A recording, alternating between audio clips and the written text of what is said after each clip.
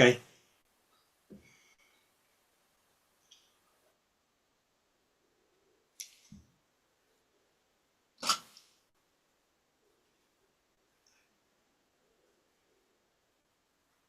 Hi, Hi. yeah, I can hear Hi, you okay. guys. Yep. I can hear everything okay. Yeah.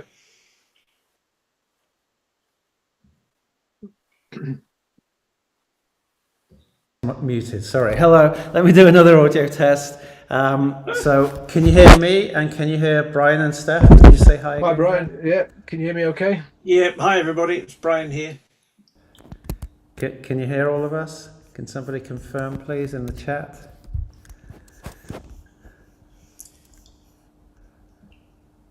Seems like I Is it can't see okay? the chat. it seems like we're probably okay. This is a miracle. The miracle of earbuds. All right, brilliant. Right, so let's crack on. This time tends to pass very, very quickly. So again, I'm Brian Waters from the QTube. Thanks to everyone who's tuning in, either live or retrospectively in the future. So we're speaking to people in the future here. And so I'm delighted to be joined again by Brian Morrell and Stefan Gordon from Leeds Conservatoire. Can you very quickly say hi and introduce yourselves? Hi, everyone. Hi. I'm Brian. I was on last week. I work at Leeds Conservatoire, where I wrote the degree in film music, and I teach on it as well. Hi, yeah, I'm Stefan Gordon. I've worked with Brian on the film music course, and I do the kind of the filmmaking aspect of it. So looking at film theory and directing, editing, cinematography, that kind of stuff. Excellent, thank you. So just before we get stuck into the business, I want to say that I'm delighted to be able to confirm that Brian and Stefan will be joining us on a monthly basis. So we'll be doing these sessions once a month. This is the first one of these. So for this one, we're going to be reviewing the rescores of our Fortuna documentary trailer. And later this evening in our library, we'll be releasing a new clip which will be the material that you'll be able to rescore over the next few weeks, and then we'll review it in a month's time, on August the 2nd actually. And during that live stream, on the 2nd of August, we'll also be doing a prize draw with a giveaway of a nice sample library from Fracture Sounds. So there's lots of exciting things coming up. But we're here now to talk about some of the rescores that you've wonderfully created for our Fortuna documentary trailer. And so we had a submissions total of about 50, I think, rescores. Wow. Yeah, which is not bad. Amazing. It is good. We had 300 downloads of the trailer, and we had about 50 people that submitted rescores. So that gives you an idea of the ratio. So before we start, you've both looked at the trailer. Is there anything you want to say in general about it before we start listening to some of the specifics? I mean, just really quickly. I mean, obviously, Brian asked me to listen to some of the trailers, and I thought there'd be like maybe 10 or 15. And there's like literally loads. But the ones I listened to, which was about five, basically I thought they were all really good. I thought the music worked to varying degrees in all of them. I don't really think there's any such thing as bad music or good music in film music. I think it either works or it doesn't. So any comments I've made about any bits where maybe it doesn't work as well, it simply means that it's not gelling with the film as well as it might. That's all. I think the music is all really good. Honestly, I mean, the music side of it was excellent. Yeah. Yeah, I was similar. Well, first of all, I was amazed when you sent how many there was. Yeah. I thought, wow, there's a lot to get through, and obviously, we're not going to be able to look at all of them tonight. I was sort of picked out some that I'd like to look at. Similar, I thought that the standard was really, really good. I thought there was some of it was really inventive actually, and I thought that's what I liked about it. I thought there was some real sort of genuine creativity within the submissions. I thought we talked a little bit about this last week. One of the things that sort of comes up a little bit was sort of writing over it. I tended to happen on occasion and so sort of sometimes there wasn't as much space than there could have been. Having said that, it's a trailer, so you can do a little bit more of that, but some very nice work on display actually. Yeah, and just worth pointing out perhaps to people that are watching that this is something that you do on a very regular basis with your students, yeah? Also as a team, yeah, as a pair, you do this. Yeah, we do a session with the with lots of students, but the one you're talking about is the third year students, and they all pile in for a 3-hour session, and they basically, me and Steph do a lecture stroke seminar, and then for the last hour and a half, the students show us their work in progress. And we might get through 10, sometimes 15 students, and I'll normally have a keyboard rig set up with samples and stuff, and if I can highlight certain bits in what they've done that worked really well, or it could have been better. And Steph will talk about it more towards the kind of the film side of it. So that's what we do, yeah. And I'm hoping to do a similar thing here.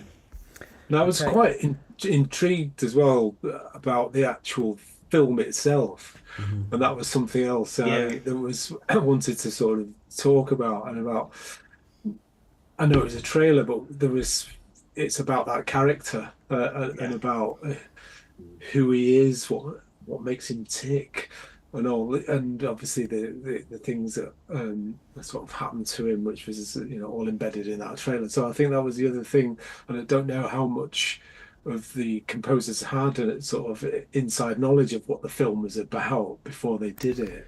It kind of depends as to like what extent they looked at the Kickstarter page, which was alongside this. So on the Kickstarter page, there was actually quite a lot of information about the film and about this guy, the kind of story that was going to be told in the film. So there was quite a lot of substance there, actually. Yeah. But not everybody would have gone to that page, I don't think. I think it also made a difference because it's obviously the subtitles and stuff. And I think the music, I've always thought this, that the music in productions which are subtitled is a very different experience. And some of my favorite TV shows are shows where the subtitles. There was a German production a few years ago called Dark on Netflix, I think, and the music worked really well, and it was really crucial because a lot of people watching that, although there is subtitles, they're essentially just watching the people, and the music, the emotion in the music has got double the job to do. That I thought was really interesting. Yeah, I mean, I think you've already highlighted an important point, really, which is that, when you're trying to rescore something or score something, it's kind of quite important to get inside the story, isn't it? Completely. Before you start. That was my big thing with this, and because I wanted to know, that straight away when you watch the trailer. And what I sort of love about doing this job is that everybody's got their own different approach to it. There's so many different ways. So, but how are the composers telling that story? And I wanted to know what made that, who that character was, and that was, and there's so many different ways of doing it, and it was interesting, and particularly I thought for the endings. Because it's like, how do you end it? Because some people scored right over the end. Some people sort of stopped it before the titles come up to give it that sort of real impact. So you go in thinking about, oh wow, who is this guy? What's he going to do next, sort of thing. So it's, I think endings to me is like, and that was one of the things about this when I was going through them. People did it differently. Some people cut it off, and some people carry on. I mean, one of the first ones I looked at was one that I don't know these people obviously, but called Isabella, and it was really well done. And then as the guy jumped off the cliff, there was just silence musically, and I thought that was just a stroke of genius, because then that's when musical silence is as powerful as actual music, and that's a real skill, knowing when to go bang and just stop. Whereas some people scored over it, some people saw that as the big moment and they scored it, whereas she actually just cut it dead, and then you just saw the guy fall off, and that was just really good. So sometimes the fact that you don't score ends up being ends up being a really great musical idea. Mm-hmm. You know. Yeah. Well, that was my. I've made sort of notes on quite a few of them, and that was the one I said. Isabella's was what I said exactly that. It's about, Yeah. and we talk about this all the time with our students about punctuation. So she left it at the end, and I was like, that's it. But it's taste, because there's no right or wrong way. Yeah. Necessarily, because everybody can have a different viewpoint. So this is like the choice thing. You've got creative choices. So Isabella went, no, leave it, and let the audience think about it. And that ticked my box, but other people did it a different way, and they're not necessarily to say that's exactly wrong, but I think that had much more of an impact personally. So that was a great way of thinking about the character. So shall we play Isabella's through? Yeah, great. Yeah. Let's play it. Yeah. So you guys probably won't be able to hear it because your audio is just the Zoom. But hopefully, if I play the YouTube video, everybody that's tuned into the broadcast will be able to hear this. Can somebody confirm that the audio is coming through? A coisa mais importante na minha vida é ter momentos de felicidade. Eu não tento ficar pensando demais nesse momento. Eu tento esvaziar minha mente, pensar em coisas boas, relaxantes, para não ficar muito tempo sob pressão.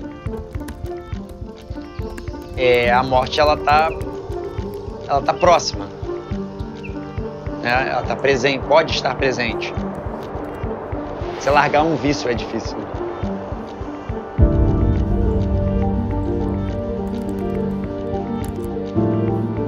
Quando eu tomei o tiro lá numa comunidade aqui no Rio de Janeiro, eu lembro que eu senti, né, que eu tinha sido baleado, sabia que era um tiro, eu não sabia onde tinha entrado o tiro. Deitei no chão e nesse momento eu pensei, bom, vou morrer. Quem nunca fez não consegue entender e quem já fez não consegue explicar.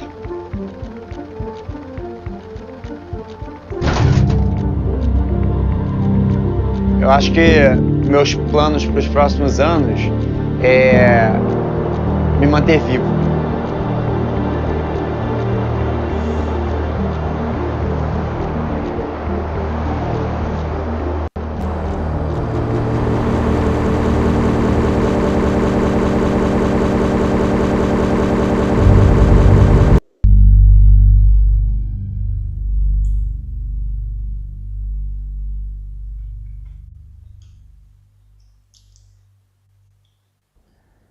Right.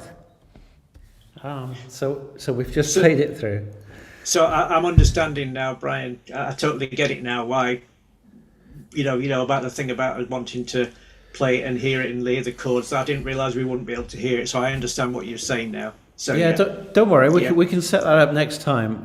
We'll do it so that you're playing the videos rather than me. I think it's probably more useful because you might want to refer back to the video and stuff like that. So. I could do that next time. I can just. I was thinking, Steph, if you could do that, and then if I had any music to play, then I'd be free to do that. That's absolutely fine. Cool, definitely do that.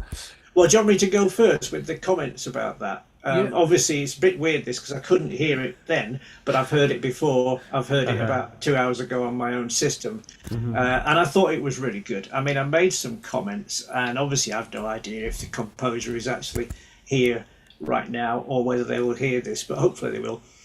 I thought the chords. I mean, the most important thing for me is the harmonies. I think that chords and harmonies. And obviously textures are important, but the actual chords and harmonies are the centre of everything in film music. Essentially, it's the central nervous system of kind of musical emotion.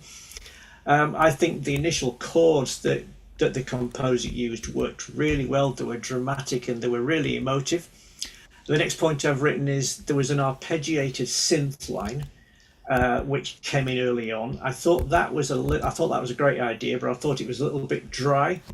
I thought it needed a bit more production on that. It seemed a little bit dry, the textures of the sounds.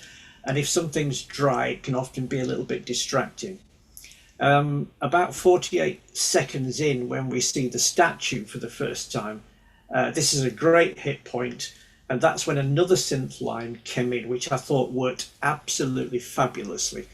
And I think the reason it worked fabulously is for a few seconds there was no narration. So when there's no narration, you can get away with shoving all the arpeggiations in, no problem. But the earlier one was difficult because you had the guy talking and you had this arpeggiation.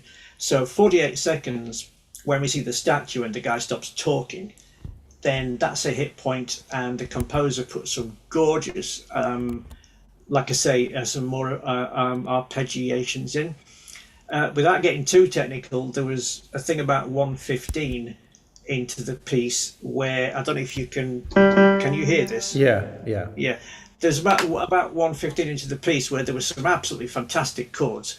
There was one where you had this G minor, and then you had this build up, and then you had this lovely release where it went to the C flat major 7. And she did that a few times actually, and she did it one more time, and that's the bit I was talking about earlier where the guy jumps off the cliff. And that's when it all stopped, and that was just inspired. Doing the stopping the music at that point. It might seem simple for a composer to have that idea, but that is worth its weight in gold. So that's my comments that I wrote down. So hopefully I haven't taken too much time up. No, brilliant. Yeah, thank you. Similar, actually. I think Brian's touched on most of it. It's the arpeggiated stuff was what I noted down. So my thing was that it came in too soon. And Brian's touched on this already, because I felt when you start it, you just want to see the character, and you want to sort of feel who this character is and understand that character. So I felt what I wrote down was there's kind of too much movement, so the music disrupted the flow of it, and it disrupted the flow of the voice, because there was when you choose to use voiceover, it's so key, because it's a directorial choice and decision to do that, meaning that that's a way of communicating to the viewer, so that takes priority. So if you disrupt that flow, there's a potential sort of problem. I remember sort of back in my sort of film student days that somebody put it in a great way, which I've always remembered, that it's like it's the character whispering to you in your ear, and it's like, and if that's how it, if you apply that to it, you've got to hear it clearly. So I think that was my thing about that initial thing, and Brian's mentioned that. Then once you've got some space further on, that's when you put it in, because you've got that space. There's no voiceover. You're clear.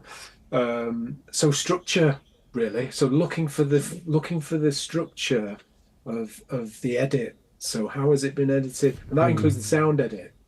So if the voice has been taken away as part of the structure, there's your moment to drop in. So restructuring the music. But I thought the tone and the emotion of the piece that she came up with was really, really great. Also in that beginning bit, just about the sort of arpeggiation stuff, is that when we see him, we're quite seeing him in sort of a wide shot as well. And I think if it's in a wide shot and you've got music, it can surround the character too much. So I just felt it needed to pull back, certainly in the early part of it musically. But we've talked about this already. The end was great. I love that punctuation, just leaving the audience going, "Wow, I want more of this." It was spot on. Yeah, excellent. I mean, just very, very briefly, when if I'm watching something, there's a very basic system that I kind of automatically have going in my head, and that is, does it create emotion? Does it create mood? Because don't forget, like I said last week, when people listen to these films and they watch these films and listen to the music, they are not listening to the music literally. They're not able to decode the music and tell us what chords it is. They have no option but to listen to it emotionally. So when you're writing music, I mean, your music must basically create emotion, because that's what the people will listen to and that's what they'll take away. So does it create mood? Does it create an appropriate feeling? Does it support the edit points, and does it support the hit points? And I think that music did really well on all those things. Clearly, nothing's perfect, and the arpeggiations were a bit of a problem, but that's just one small thing, you know. Okay, lovely. Right, as I said at the start, really, time is racing. Shall we go on to the next one? Was it Mr. Huber? Marcus Huber? Marcus, yes. Yeah. Marcus Huber. Okay, so I will play that one through. I mean, feel free to play it through at your end if you want to listen to it while I'm playing it to the... That's an idea. Yeah.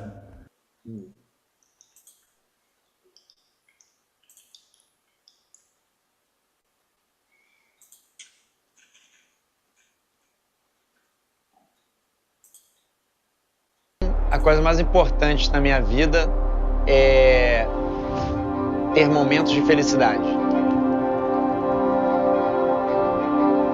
Eu não tento ficar pensando demais nesse momento.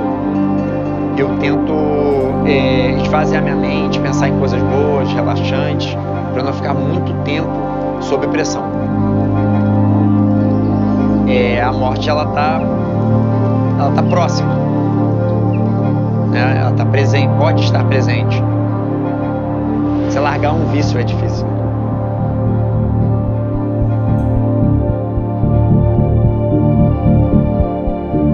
Quando eu tomei o tiro lá numa comunidade aqui no Rio de Janeiro, eu lembro que eu senti, né, que eu tinha sido baleado, sabia que era um tiro, eu não sabia onde tinha entrado o tiro. Deitei no chão e nesse momento eu pensei, bom, vou morrer. Quem nunca fez não consegue entender, e quem já fez não consegue explicar.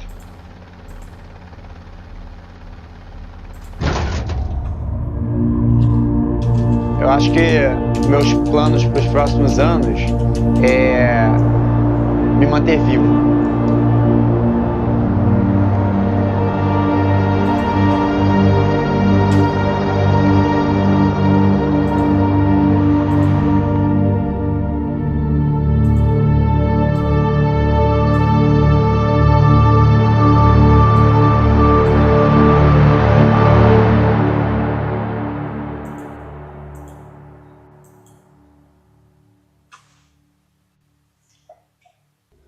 All right. Have you finished?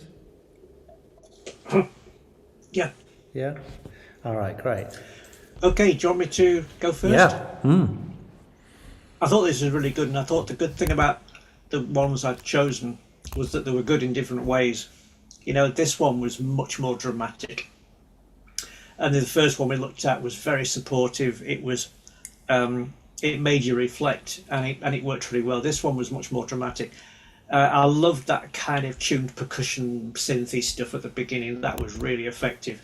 There's also, again, it's all about chords for me. There's this great sequence where the composer does this. It does this kind of this sus chord, and then he goes. Okay, so it's the first one, and that to me was the kind of epicenter of the whole thing. That's where it really leapt off the page, because that is really proper dramatic music, and it's just that movement from the G sus4 to the A flat chord. It just works wonders. And then right at the end, he does a similar thing. Again, the only thing was that he didn't seem to hit the statue. When we see the statue, there wasn't. I mean, he definitely changed the music, but there wasn't that same kind of obvious hit point thing going on there. I think maybe that could have been slightly better done. And then right at the end, he does the chord things again, and then he resolves straight back to this kind of like. He kind of finishes it. He concludes it musically. There's two ways you can finish something like this. You can let it drift and just let it drop into nothing, or you can do a definite finale. This is the end of the piece. And that's what this composer did. So it's much more literal, and it was much more dramatic. I thought it was really good. Yes, similar. What jumped out to me in this one, that looking at what I'd written down, was the production. Actually, I thought it was really. I thought production was really good. I thought you felt in very kind of safe hands with the composer, not only in the writing but in the sort of production. Brian picked up on it and the percussion at the beginning. I was like, wow, that gave it a real, a sort of genuine sort of, somebody who knew what they were doing with this. I thought that was really good, and I thought that perhaps more of that actually was needed in sort of various points. And this is a common thing, and it's easily fixed. I did think that things were too loud. I mean, in sort of relation to the picture, it's easily fixed. But when I say that, and I say, "Oh, it's easily fixed," I always then think, "Oh," in the back of my mind, actually, is it the writing, or is it just the production? If maybe you just pull the fader down, it'll be fine and no problem. But it might not be. But I think in this case, everything was working as it should be in terms of the shape of it. But it was just, I think the music, it was just too loud. So it was kind of, I said this in the previous piece, it sort of surrounds the film. And the problem with that is that sometimes the film can get swallowed up by the music. And there was a bit of that going on here. But I thought it was really, really well done, actually. Brian mentioned the statue stuff. I picked out the bit. I mean, there was a shift when it goes to the more sort of animated bit about the bullet going in and that section. And I thought perhaps structurally something else could have happened in that bit, because we're away from the character himself and we're more into looking at what's happened to him. And so I thought maybe that you could have. Musically, you could have identified that little shift, and I think as well we talked about the ending, and there's so many different ways of doing it. I personally, felt that the previous one where you sort of leave the audience hanging, but that's just a personal view. So there's different ways of doing it. So, but perhaps stronger punctuation for the end of the piece would be something that I would have sort of thought about a bit more with this. But great. I mean, it's really got loads of energy to it, and because the trailer itself's got loads of energy, and the way it's edited, and the character's got loads of energy from what he's actually doing. And I thought the music brought that out actually. Very much. I mean, the one the Steph talk about the music being too loud. It's an important point, this, because it's something we used to teach students a little bit of, and now we do it quite a lot. The dubbing. I've seen too many times when directors have said, "Well, this music isn't working," and it's purely been about the dub.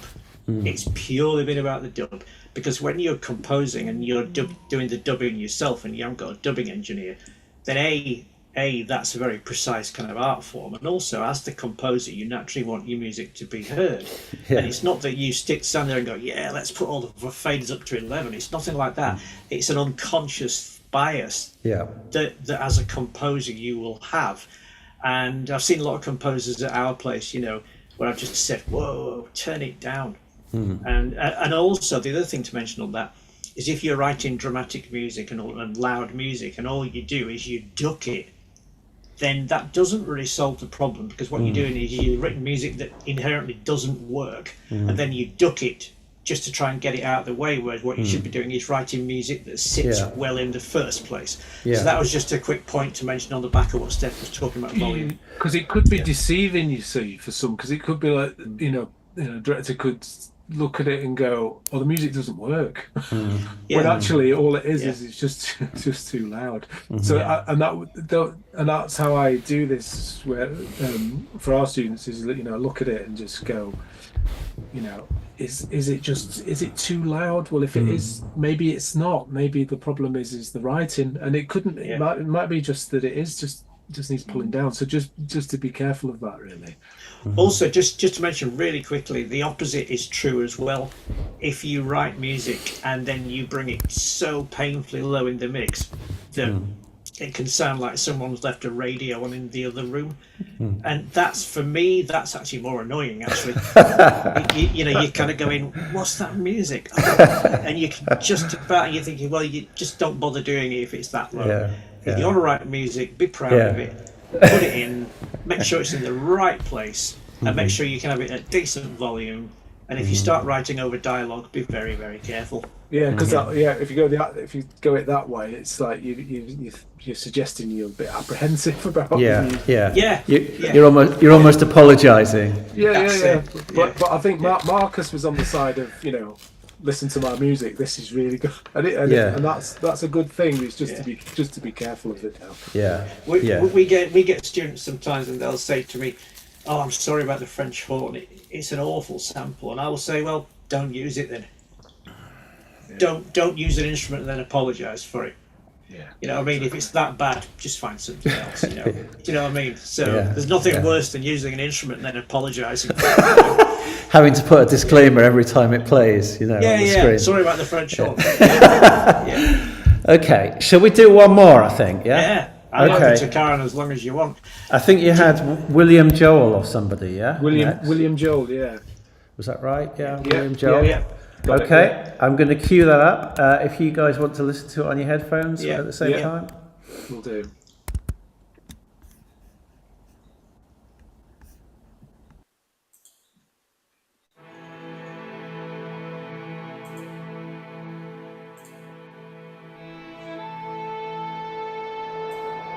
Para mim, a coisa mais importante na minha vida é ter momentos de felicidade. Eu não tento ficar pensando demais nesse momento. Eu tento esvaziar minha mente, pensar em coisas boas, relaxantes, para não ficar muito tempo sob pressão. A morte, ela tá próxima, né? Ela tá presente, pode estar presente. Se largar um vício é difícil.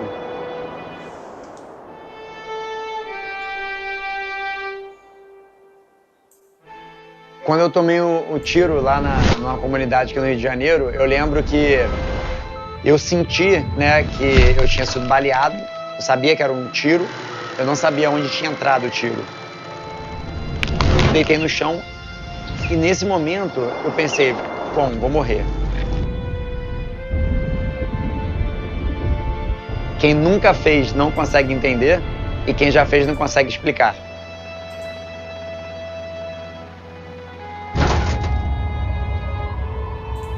Eu acho que meus planos para os próximos anos é me manter vivo.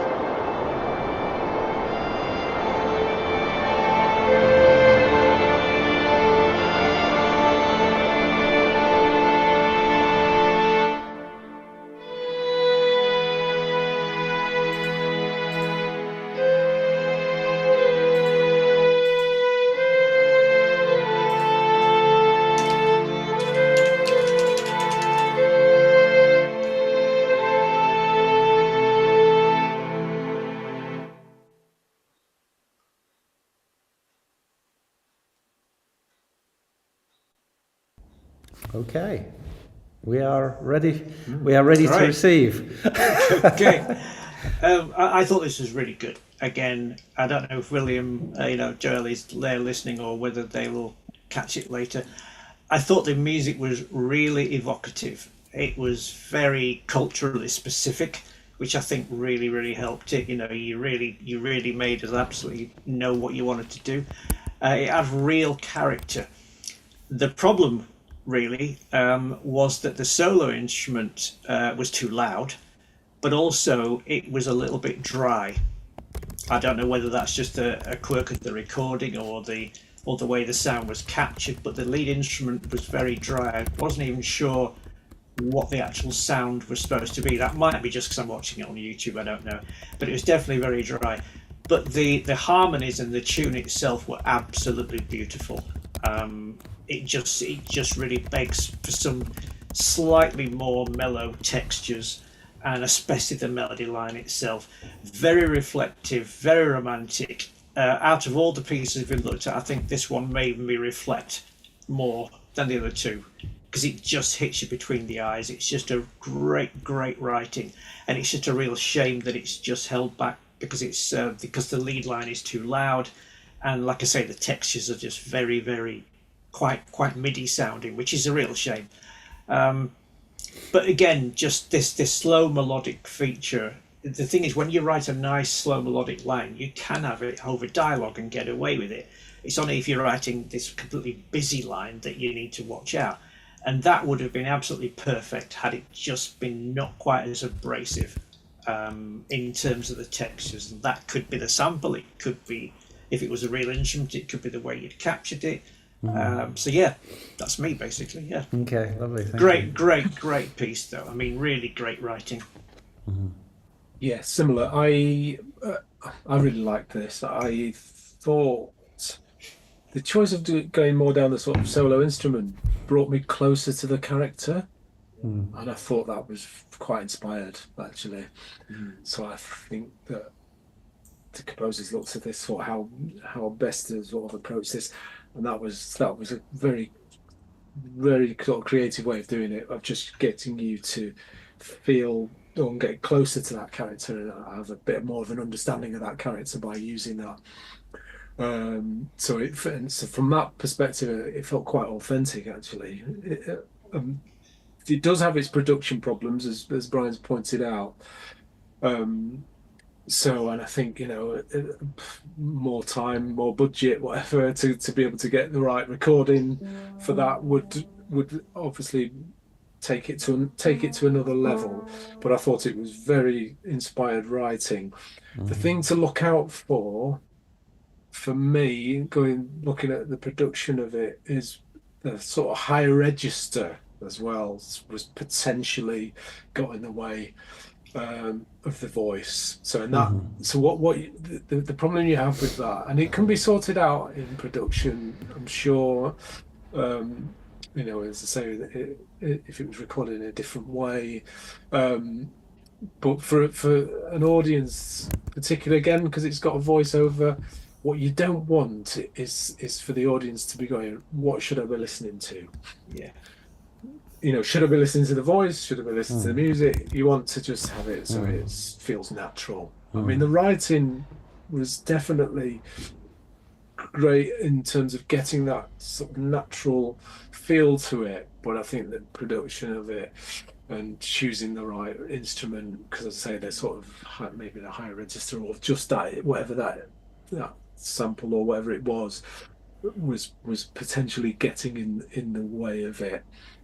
And also for me personally, I think maybe some stronger punctuation and shape to it, so that when it sort of did the same thing all the way through. Now sometimes that can be fine, but I think with this, because it's a trailer, there was that thing again where it goes to the animation with the bullet going in. Maybe that's when it could have been either that bit high instrument could have been taken out, or maybe just more harmony or more harmonic element to it there. I don't know, but it felt like it was doing the same thing, and it needed a bit more shape in places, but very inspired. And as I said, I think that writing brought me really close to the character, which is exactly what you want. And that's I think a director hearing that will go, yes, that's what I want. I want more of that. I want the audience to understand that character, to feel how that character, what makes that character tick.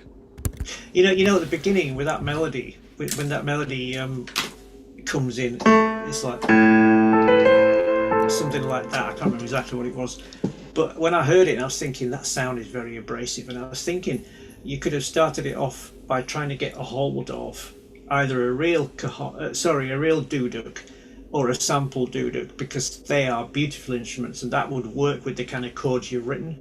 Trying to get hold of a real one is very difficult because it's a very specific instrument. They do, however, have some really good samples of them these days on most of the sample libraries, and I think that sound would have added, it would have added to that stylistic world the composer's trying to create. It really sat with the images, actually. Yeah. It sat really well with the images, and it really sat well with the emotional bed of the film as well. So I thought it was great. It was great. It's just sound wise, and a bit more shape, and it would work really effectively. Actually, it was a really, really nice piece. Lovely, lovely. Thank you, chaps. So we're at 7:45. How are you feeling?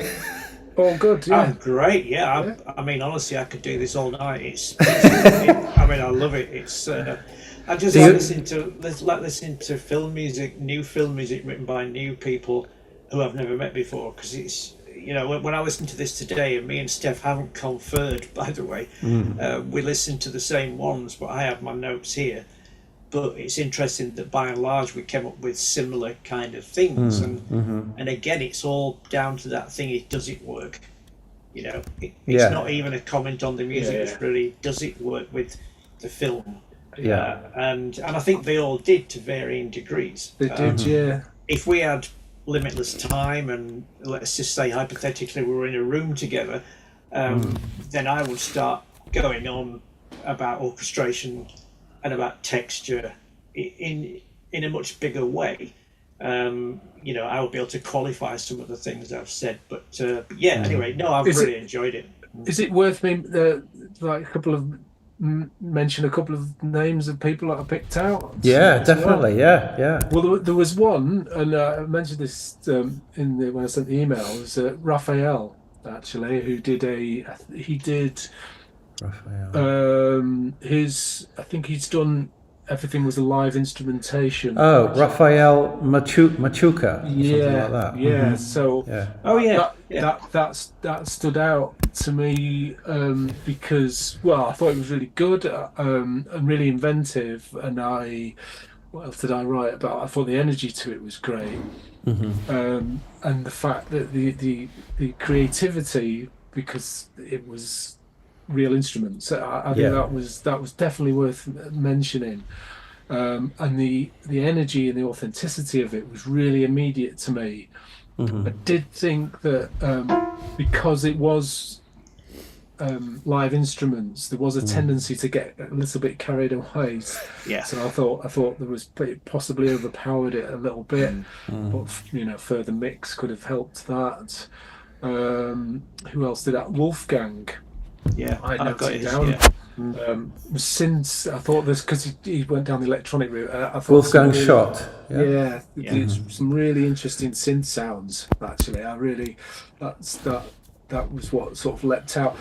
Again, one of the things that, and this is a common thing, we have this with our students, is that they get an idea and it's like, oh, this is really, really good, and then they maybe just too much of it. And there was a little bit of that. I thought the sounds were great, but then some of it was a little bit too intense. So again, what you don't want is to overpower it. I think the initial idea was great, and there was some really interesting synth sounds in there, but maybe in places it was just too intense. Who else did I have? Molly. There was Molly. Yeah, I've got a couple of. I looked at Molly briefly. Molly Jewess. Yeah, just very briefly, and I thought musically, it's very eclectic and very, very, very, very inspired. I thought there were too many musical styles going on in the same 4 or 5 minutes. That was the trouble, and sometimes that's composers just wanting to be everywhere, wanting to do everything, and sometimes you can write something and you go, oh god, that's boring, and then you go and write something else on section B, and that's when you cross a line, because what you should have done was just stick with the first idea. And I just thought musically, great writer, but just too many little things going on at the same not the same time literally, but too many things going on after each other. That was the main thing for me, and one of the reasons I wanted to mention, because I thought with Molly's there was some really great writing in each section, but there's just too many sections. Especially for in 2 minutes, it's just like what you don't want to do is sort of overwhelm the viewer, because again there's that real sort of fine thread, and if you break that thread, they'll go, oh, I'm being, I'm being manipulated. What you want is for it to feel very natural. So with Molly's, there was no doubt that each section was really well crafted, but just too many of those sections. So just keep it tight, really. I mean, when me and Steph are teaching the students at our place, there is that moment that they get to in the contour of the course when we finally get them to stop overwriting. And that's the point at which they become good film composers.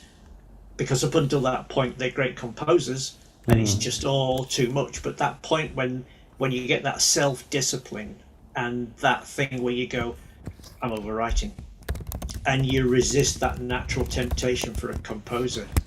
A composer want to write music, of course they do. And it's very counterintuitive to say to a composer, you're overcooking it. But film composition, of course, is a different animal to regular composition, and you are subservient to that moving image. You've got to be. And if you're not, if you're competing with it, or you're creating a duplicate of what you're seeing, but musically, then the two are going to cancel each other out. And that's what a lot of composers sometimes don't appreciate, and sometimes don't even like, the fact that they are subservient to that final finished product. I suppose, if you're working as a composer during the course of your career, you are going to find those magical moments where you can throw the kitchen sink at it. Yeah, absolutely. Steph and I have both taught films where that happens. Films like John Williams' music, like E.T. and Star Wars, clearly. But the majority of my time is spent trying to get students to write underscore music, because that is where they'll earn their money. If they do a film, only 5% of it will be melodic. The rest of it will be bubbling away, trying to create emotion, and that's the hardest thing to do. Most people can knock a tune out, but the much harder thing is to create harmonies and create emotion, and that's what I spend most of my time doing. Right. Yeah. So, people come into the course already pretty competent as composers, yeah? Well, in order to get on, what they do is they apply and they send us 10 minutes worth of their music to picture, and out of that, 8 out of 10 will go to interview, and then in an interview we just talk to them about how passionate they are about film music, and they'll probably lose another 20%, and then maybe half of them will get through. But to be honest with you, there's very, very few. I can't remember the last time that I turned somebody down for not being a good enough composer. Because honestly, there are some great writers out there, and these tonight, I've only heard 3 or 4 out of the number that were there, but some really tasty stuff. Definitely. Really tasty stuff. Just very inventive, actually. That's what really sort of struck me. There was some real creativity with this. Yeah, I love the community, what they produce. Score Relief, some of the stuff that we hear just blows my socks off, Yeah, and then some of the things that we've used for Score Relief are really cases where you can kind of throw the kitchen sink at it, so that's good fun, with these animations and so on. But well, I want to give you some feedback now, because people in the chat are saying how much they've appreciated the session. So that's nice. That's nice.